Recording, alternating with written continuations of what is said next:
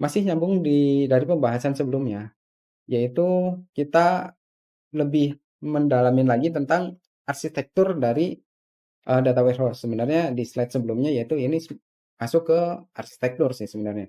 Cuman di sini akan saya jelaskan lagi tentang detailnya. Sebenarnya ada tiga tier, ada tiga tier arsitektur dari data warehouse system, yaitu eh, single single tier, kemudian dua, kemudian tiga. Nah, ini saya menjelaskan yang tiga aja yang three tier, yaitu yang pertama prosesnya setelah kita mempunyai data, ini yang di atas teman-teman bisa saksikan, ini data berbagai macam data, mau baik data operasional data atau eksternal data dan sebagainya, kita masukkan ke dalam, istilahnya tuh kita ekstrak ke dalam satu data staging. Ini adalah tools ETL, kita masukkan dalam data staging sebelum dilakukan proses transform. Kemudian setelah di data stagingnya, kita melakukan transform di di reconcile layer. Set layernya seperti ini. Kita lakukan transform. Untuk melakukan transform ini bisa prosesnya lebih dari sekali. Misalnya transform ini nggak langsung jadi data yang bersih, tetapi masih bisa jadi data yang harus dibersihkan lagi. Jadi mungkin prosesnya sini bisa berulang kali. Kemudian setelah datanya dinyatakan benar-benar bersih, kemudian proses selanjutnya adalah loading. Loading itu adalah menyimpan data bersih dari proses transform ke dalam satu data warehouse. Jadi data di sini sudah bersih.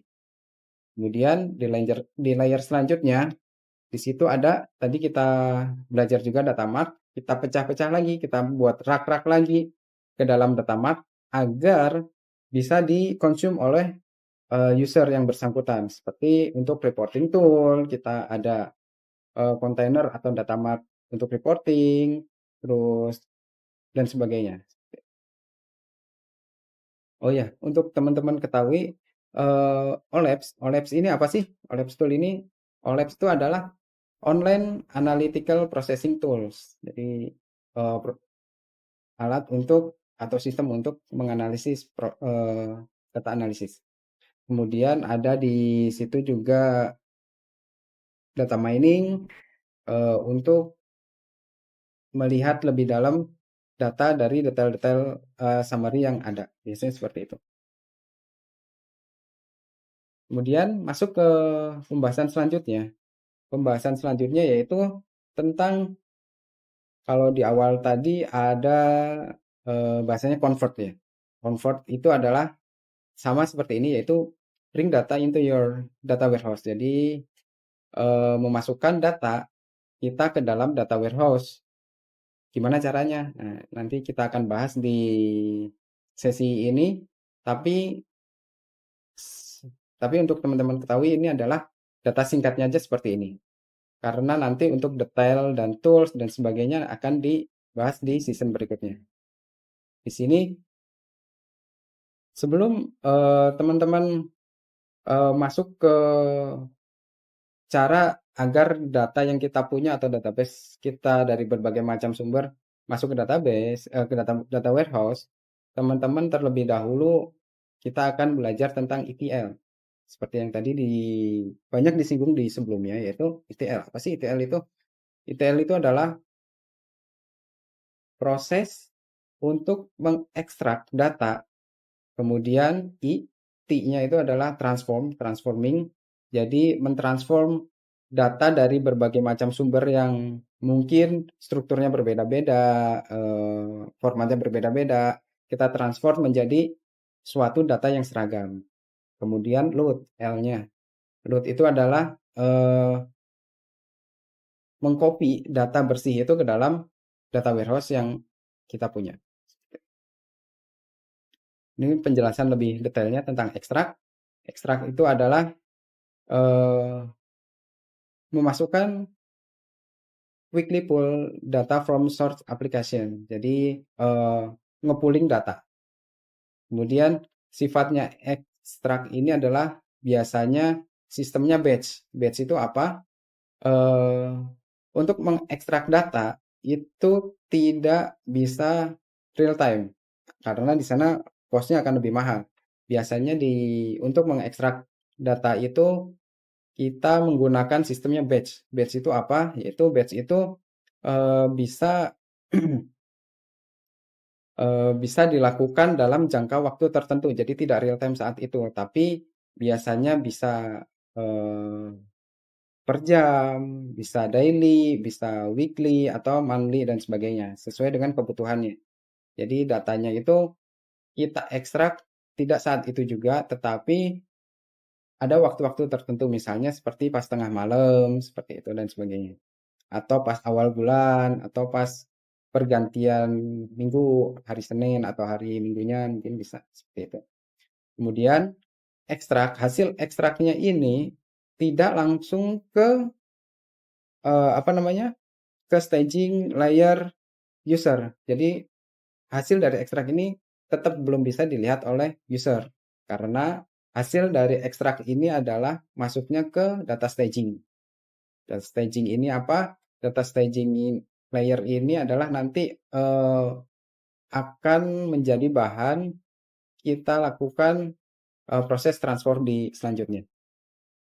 Jadi di sini ada, misalnya teman-teman bisa lihat di layar, di sini ada data, banyak data masuknya ke staging layer. Nah, di sini ada panah. Panah ini adalah ada dua proses lagi sebenarnya panah. Ini adalah transform dan load sebelum ke user access layer.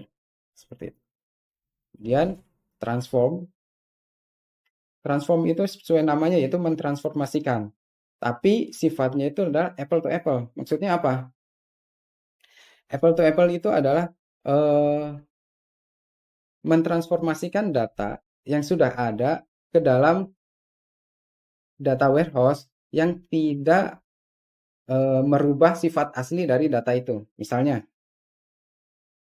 kita punya data mahasiswa di kampus A dan data mahasiswa di kampus B. Kita transformasikan ke dalam data warehouse, sifatnya apa yang ada di dalam data A dan data B yang kemudian kita transformnya ke data warehouse, itu di dalam data warehouse-nya tidak akan berubah. Maksudnya informasinya tidak akan berubah, tapi di situ mungkin formatnya berubah, terus apa namanya strukturnya berubah, tapi sifat asli dari data itu tidak berubah. Itu adalah apple to apple. Maksudnya yang tidak berubah itu adalah sifat asli dan informasinya tidak berubah. Tetapi struktur datanya, terus eh, apa namanya bentuk datanya nanti itu yang kita transformkan. Kemudian prepare for uniform data in user access layer. Jadi menyeragamkan data dari berbagai macam sumber itu ke dalam satu data yang bersih. Misalnya di data mahasiswa yang pertama, format dari jenis kelamin misalnya. Jenis kelamin dari kampus A itu adalah laki-laki dan perempuan. Sedangkan di kampus B, di situ ada pria dan wanita. Jadi itu kan nggak seragam, teman-teman.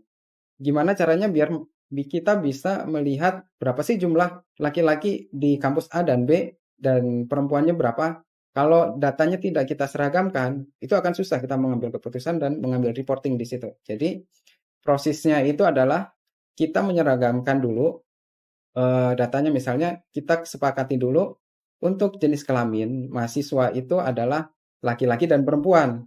Untuk di kampus A udah bener nih datanya laki-laki dan perempuan, sedangkan di data B di kampus B itu masih pria dan wanita. Di situ kita lakukan proses transform sehingga yang wanita itu menjadi laki-laki dan perempuan, yang wanita itu menjadi perempuan, pria itu menjadi laki-laki, seperti itu. Tapi perlu diingat data itu tidak akan berubah. Misalnya eh, ke depannya yang laki-laki bisa menjadi perempuan, oh itu tidak bisa. Karena itu udah bawaan dari sananya ya. Jadi nggak ada ceritanya eh, laki-laki jadi perempuan atau perempuan jadi laki-laki.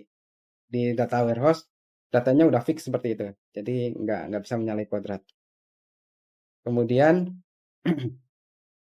restructuring. Ya, restructuring itu yaitu seperti tadi di apple to apple. Jadi strukturnya itu kita samakan. Misalnya yang tadi contohnya jenis kelamin, misalnya dari kampus A, tabel atau nama field dari jenis kelamin itu adalah jenis kelamin, sedangkan di kampus B itu adalah gender. Nah, itu kan udah nggak sesuai ya. Jadi restrukturingnya kita akan merestrukturisasi agar menjadi seragam. Jadi misalnya kita sepakatin lagi untuk field ini kita namakan adalah jenis kelamin. Jadi yang gender tadi kita hilangkan, kita jadi jenis kelamin. Kemudian transform proses ini adalah sifatnya bisa sangat kompleks, tergantung data awal yang kita punya dan data akhir yang akan kita apa namanya inginkan. Jadi prosesnya itu bisa sekali, bisa beberapa kali gitu. Mungkin kalau disenggol sedikit, mungkin di situ ada namanya medallion transform. Jadi itu ada bronze, ada silver, ada gold. Jadi di situ ada 3 kali apa namanya transform data. Nah, itu lebih kompleks lagi. Kemudian L-nya itu adalah load. Load itu adalah final stop dari load. Proses load ini adalah data pathway. Data pathway itu adalah data yang sudah siap digunakan oleh pengguna atau user player.